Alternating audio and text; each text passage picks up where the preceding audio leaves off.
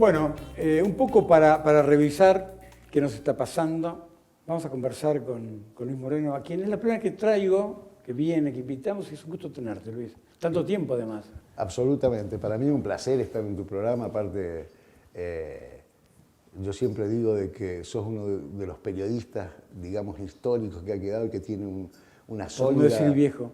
No.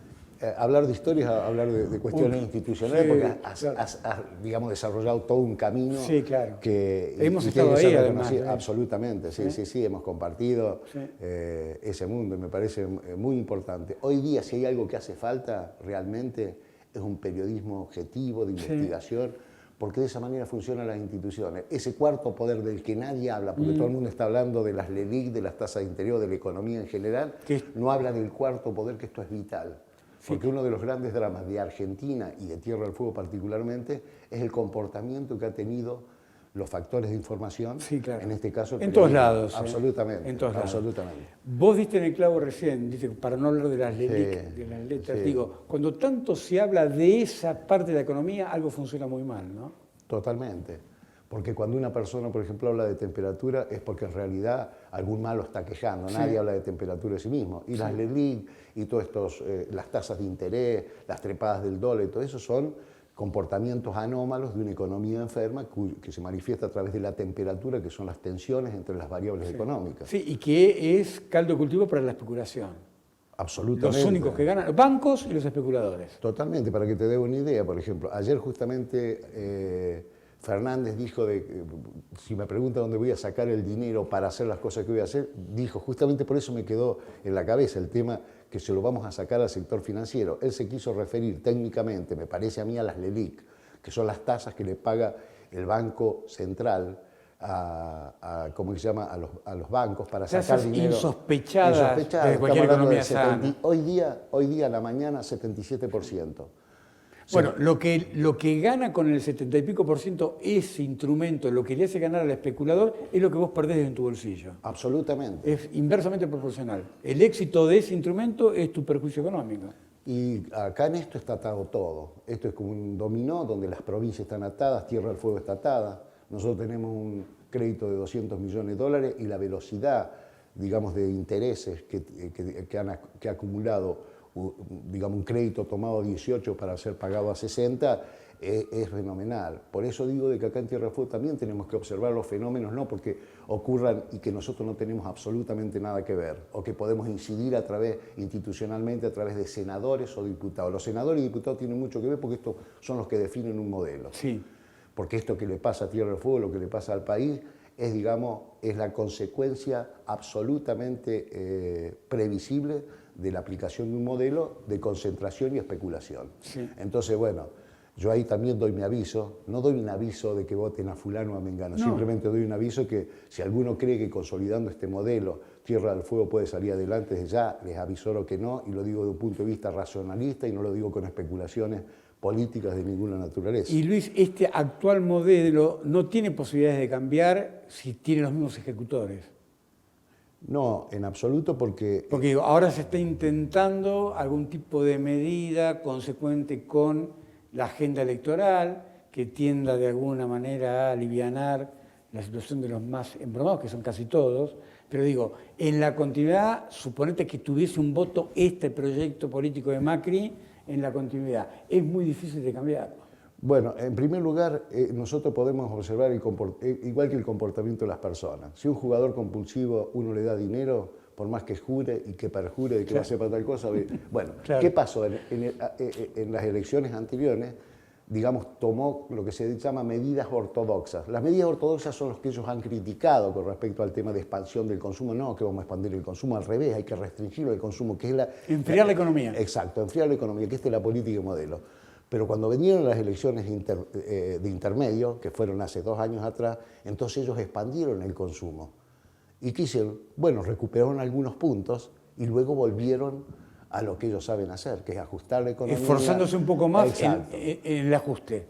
La naturaleza es la fábula del escorpión, claro, que todo el mundo conoce. El escorpión y Tierra del Fuego, históricamente, ¿no?, ha sido ultra dependiente de sus factores de poder. Siempre se dijo, ¿no? se resfriaba a Buenos Aires y más tarde o más temprano estornudaba Tierra del Fuego. Ahora es casi inmediato. Digo, se resfría a Buenos Aires y nosotros inmediatamente estornudamos. ¿Cómo evalúas que se han ido tomando las decisiones? ¿Estamos más dependientes, menos dependientes, más expuestos, menos expuestos? Tierra del Fuego es la provincia más dependiente históricamente de la política nacional porque tiene tres aspectos. El primer aspecto que voy a nombrar es lo que hace a su definición geográfica. Tanto Malvinas como Antártida dependen de la política nacional. Y desde ya yo creo que es fundamental, cuando hablan de federalismo y demás, es fundamental el traslado del Instituto Antártico de Tierra del Fuego y que las decisiones se tomen geográficamente del punto neurálgico que sería constituir la capital, o sea, nosotros somos la capital y no podemos sustraerlo, lo que hizo paralelamente Chile en Punta Arenas. Sí. La segunda cuestión es Malvinas. Hay intereses que no solamente son, por supuesto, básicamente intereses institucionales, intereses históricos y toda la aspiración que tenemos nosotros, pero también hay intereses económicos en juego, como se ha visto a las claras con la licitación de permisos de pesca por parte de Chile o de nodos de manganeso o lo que es el petróleo, digamos, en Malvinas. Sí, que han evolucionado en sus derechos como nunca Absolutamente. antes. Y la tercera cuestión es la cuestión económica, porque bueno, nosotros hemos tenido una gran pérdida porque hemos perdido condiciones diferenciales, entre otras cosas, puertos patagónicos. En el día a día, nosotros lo definimos todos los días. Te voy a dar un dato. En este momento, por ejemplo, tenemos atrasado el precio de los combustibles por decisión política relacionada por una cuestión de especulación. Si sigue este modelo, vamos a volver, porque por naturaleza ya están acordados. Estamos hablando de aproximadamente un aumento que puede venir a fin de año casi del 40%, esto incide directamente a hoy en el 20, bolsillo. ponerse. Exacto. 40% significa para Tierra del Fuego, dado el costo del transporte, aproximadamente una incidencia sobre el 5% que se le sobrecarga a lo que sería la evolución del costo de los alimentos de Buenos Aires. Eso por un lado. En segundo lugar, el tema energético. Nosotros, consumo domiciliario por un lado y por otro lado generación de energía, son vitales, o sea que dependemos de una manera muy directa y el tema industrial ni hablar. En este momento, por ejemplo, nosotros hemos reducido el aparato industrial al 50%. Sí, hay una capacidad ociosa. Hemos perdido un 20% de empleo, un poco más del 20%, y eso ha arrastrado las otras dos variables, porque todo el mundo crea que ahí se encapsula la crisis. No, hemos arrastrado las variables de servicio y consumo, porque en Tierra del Fuego la capacidad de consumo está dada por el suelo. Ahora, Luis, ¿cómo se cambia esa realidad teniendo en cuenta que la 19640, su régimen industrial, ha sido la lucha constante en lo político para su mantención? Ahora el Gobierno Nacional ha firmado un acuerdo con la Comunidad Económica Europea que le está marcando obligadamente el año 2035 como fecha de revisión de todos los regímenes promocionales. Digo, Tierra del Fuego, sin una ley de promoción, ¿qué le depara el destino? Bueno, en primer lugar, hablando de la Comunidad Económica Europea, yo califiqué de que era prácticamente inviable ese acuerdo, por varios motivos, ya desde el punto de vista de lo que es la relación Argentina, Mercosur y Comunidad Económica Europea. Sí, ya hay contradictorio acá adentro, exacto. Ni me imagino cruzando el Atlántico. Esto directamente lastima muchísimo al trabajo argentino, porque esto es prácticamente, y definiéndolo de una manera sintética, es cambiar carne y cereales por bienes de manufactura que tienen alto valor agregado. Ahora, Argentina da un paso para atrás en esos acuerdos inicialmente orientados, en esos acuerdos, en las decisiones que tomó este gobierno respecto a Malvinas, que son terribles. Sí. Digo, ya a partir de ese momento va a ser foco de críticas internacionales constantes. Total y absolutamente, inclusive desde el Brexit.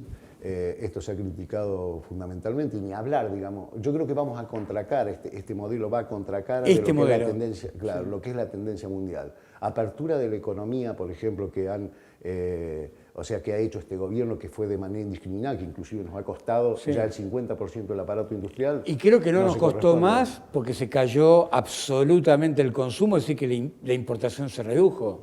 Sí, totalmente. Porque si hubiera habido un consumo más o menos vigente en la Argentina, la importación nos hubiera destrozado, como pasó en el menemismo.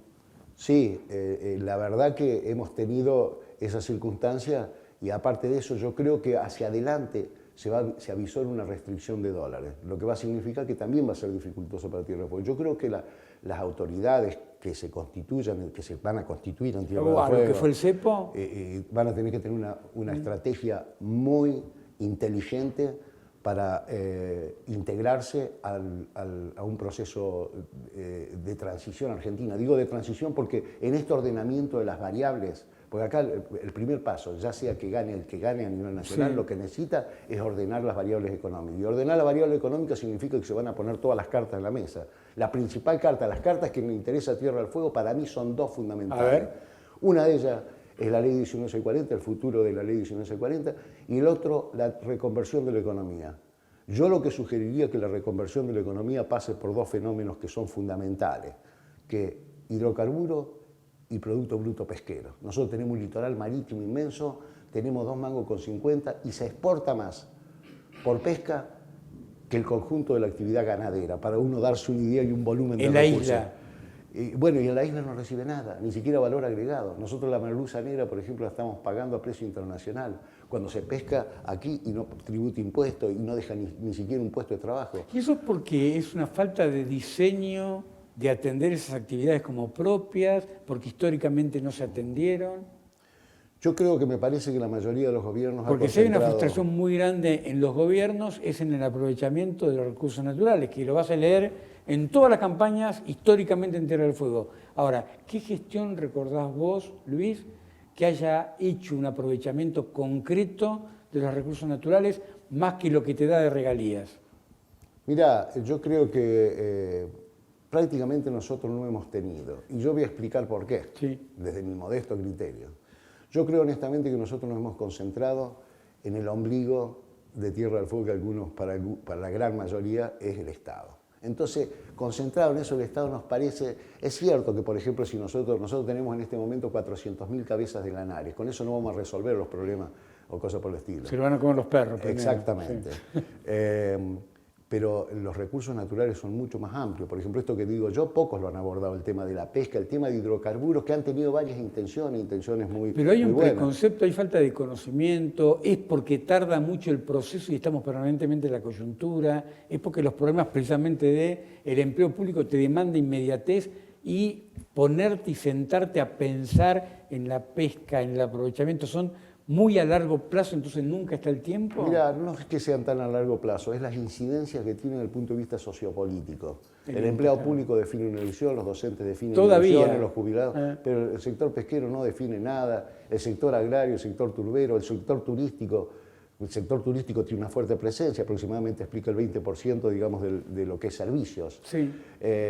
El sector, por ejemplo, comercial, pero son votos dispersos. Pero me refiero a que las corporaciones, desde el punto de vista electoral, tienen un peso suficiente que hacen de que se frustre muchas veces eso. Lo que se necesita para esa cuestión, en primer lugar, para mí, es un consejo de desarrollo estratégico, como se tuvo en algunas instancias de Tierra del Fuego. Yo, por ejemplo, prescinda de los mandatos. Que es decir, de los mandatos. Si un mandato político dura 4 años, esto sea permanentemente en la creatividad, en la decisión, en la política. Y que concentre y que invite a participar a sectores que son fundamentales, que, por ejemplo, el CADIC, el sector científico, que invite a participar también al sector de las Fuerzas Armadas, tanto Gendarmería, Prefectura, Marina, que tiene una visión también geoestratégica con respecto a eso.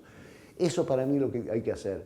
Y por otra parte, es necesario, yo fui autor de la ley de la creación del Consejo Económico Social, que fue sancionada en el año 88. Sí. Que nunca se aplicó como es debido aplicarlo. Nunca se aplicó. Y ahora es vital y fundamental. Digo esto porque... A ver, se han convocado esos organismos interesantísimos para el debate, para que me digan que sí. Es decir, cuando yo precisaba un aporte positivo respecto a alguna medida de gobierno, vengan y díganme que sí. Pero nunca como deliberativo para ponerme en un lugar diferente. Sí, me parece. Absolutamente, porque incluso lo ven como una especie de competencia política y no es así. Estos consejos, que nosotros los llamamos de económico-social, nacen como consejos post-crisis, porque fueron después de la Segunda Guerra Mundial, y ahora estamos en una situación de crisis. Acá hay que definir cosas. Y en realidad, para que no se escape esta cuestión, porque si nosotros dejamos que las corporaciones floten libremente, lógicamente vamos a seguir concentrados únicamente en atender a aquello que nos redunda beneficios electorales. Entonces, por lo tanto, y beneficio inmediato, olvidémonos del resto. La creación de un consejo estratégico de esta naturaleza, acompañado de un consejo económico-social, lo que permite es delimitar y aparte hacer una excelente distribución de lo que es la sinergia social. Nosotros necesitamos fuerza social para acompañar esto. Yo siempre lo digo, la fuerza social, la sinergia, no cotiza en bolsa, pero No, el claro. valor fundamental de una sociedad. Así se han sobrepuesto los países del mundo. Luis, lo que viene, ¿no? Hoy hablaba con el senador Naidedov. Ellos mencionan o tienen todavía la expectativa de ir, por ejemplo, en una segunda vuelta electoral. Uno lee las encuestas y esa segunda vuelta electoral es muy cuesta arriba. Debería darse un componente de votos que hoy en la lógica no está. Supongamos que Fernández es el próximo presidente en octubre, ¿no? Nada va a ser fácil, ni para Fernández, ni para Tierra del Fuego. ¿Por dónde pasarías vos, en términos económicos, por dónde pasarías vos la resistencia, la recuperación? Porque los problemas que van a venir a nivel país, evidentemente nos están impactando a nosotros. Mira, yo lo que creo es que hay cosas de mediano, corto y largo plazo. Pero básicamente esto se genera por ajuste, desempleo, marginalidad social y pobreza social y lógicamente la desindustrialización y la deseconomía. Lo que hay que resolver rápidamente, y creo que Fernández lo ha dicho, yo no soy un intérprete de Fernández ni nada por el estilo, yo siempre me preguntan a mí, che, ¿y qué partido, qué esto y lo otro? Y digo, mira, yo soy racionalista. Claro. Me baso en eso. Claro. No tengo, no es para mí, analizar las cosas no es iguana o que me cae simpático, cosas por el estilo. Yo tenía una relación, inclusive, pero personal desde años, mucho antes de la democracia con Raúl Alfonsín, porque él fue un defensor de derechos humanos y estaba muy comprometido con los derechos humanos. Y sin embargo yo he criticado políticas de Alfonsín y lo he hecho hasta públicamente y a algunos le habrá caído mal, pero bueno, tampoco yo ando mirando a ver la cara de la persona con la que hablo a ver si le gusta o no. Definitivamente lo que hace falta es recuperar el consumo. Y esto, o sea, que esta es la variable alternativa a lo que estamos viviendo. La variable para los sectores conservadores. Algo que pareciera tan simple, evidentemente sería el gesto que por ahí la gente definitivamente está necesitando, ¿no? Recuperar el consumo, sí. Claro, ahora una más en este punto, ¿no?